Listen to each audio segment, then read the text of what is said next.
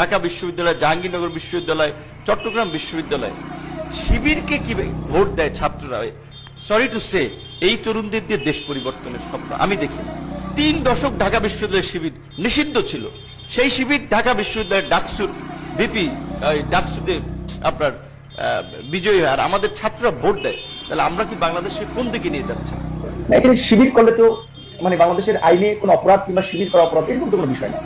শিবির আপনার ধর্মীয় মূল্যবোধের আলোকে বাংলাদেশের একটা ছাত্র সংগঠন, এবং এই সংগঠনের নেতাকর্মীর বিরুদ্ধে কাউকে মার্ডার করা, টেন্ডারবাজি, ধর্ষণ, ক্যাম্পাস দখল, হল দখল, প্রতিপক্ষকে হামলা, এরকমের অভিযোগ কিন্তু নাই।